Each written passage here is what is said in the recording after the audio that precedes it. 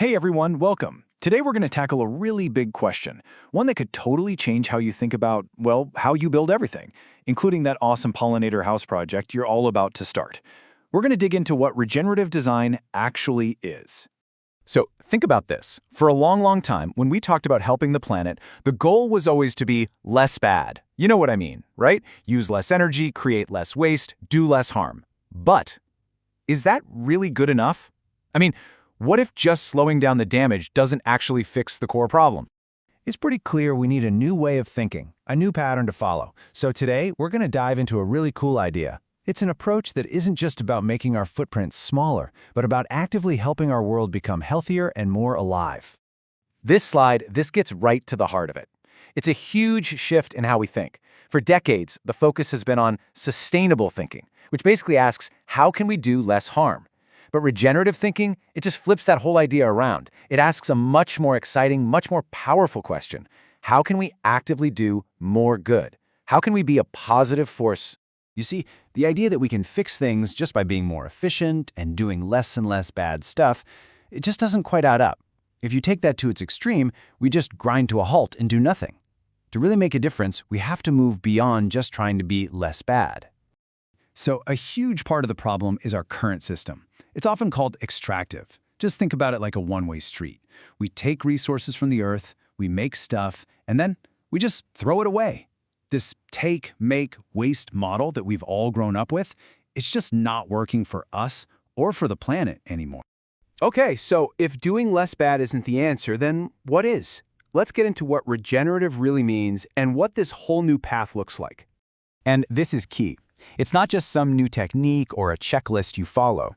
At its very core, regenerative design is a complete change in mindset. It's a whole new way of seeing our role in the world. We're not separate from nature, we're a part of it. This whole approach is about breaking down that feeling that we're separate from nature. So instead of seeing the planet as just a big pile of resources for us to use, we start to see ourselves as nature, working together, in partnership. It's all about helping all life to thrive. So, how do we actually do this? How do we put this big idea into action? Well, it really comes down to 4 core principles. You can think of these as your new toolkit for thinking regeneratively. First up, think in systems. This just means understanding that nothing exists all by itself. Your project, whether it's a giant skyscraper or your awesome pollinator house, is connected to everything around it. The soil, the plants, the water, your neighborhood. It's all one big web. And a huge part of systems thinking is getting this. In nature, there's no such thing as waste. Seriously, what we might throw away is just stuff. It's mass and energy that's ready for its next job. The leftovers from one thing become the food for another. It's all about creating these awesome, beneficial connections. Okay, the second principle. This one requires a really big mental flip. For centuries, the story was all about humans conquering nature. Regenerative design says, nope, let's flip that idea completely. It asks us to see ourselves as participants in nature, working together, side by side. You know how we often think of projects as having a clear start and a clear end? Well, in reality, everything just keeps evolving. So principle number 3 is all about thinking in life cycles. Where did the materials for your project come from? And what happens to it after its first life is over? Can you take it apart? Reuse it? Can it go back to the earth safely? And the final principle is all about being a kind of detective for the place you're in. Way too often, we just clear a space and build something that could be anywhere.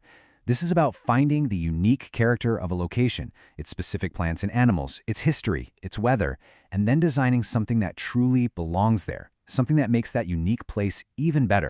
All right, these principles sound pretty cool, but what do they actually look like in the real world? Let's check out a fantastic example that pulls all these ideas together. So I want you to picture a forgotten old industrial site. The big challenge was, how do you turn this into a place that's totally self-contained, circular, and actually has a positive impact on the community and the environment around it? This is such a perfect example of systems thinking in action. Just look at how this loop works. What used to be considered waste, food scraps from the community, becomes the fuel for a whole new process. That process then creates 2 amazing things: clean energy and this super nutrient-rich fertilizer. And then, this is the best part, that fertilizer goes right back into the system to grow more food. It's a perfect closed loop where nothing is wasted. Everything is connected.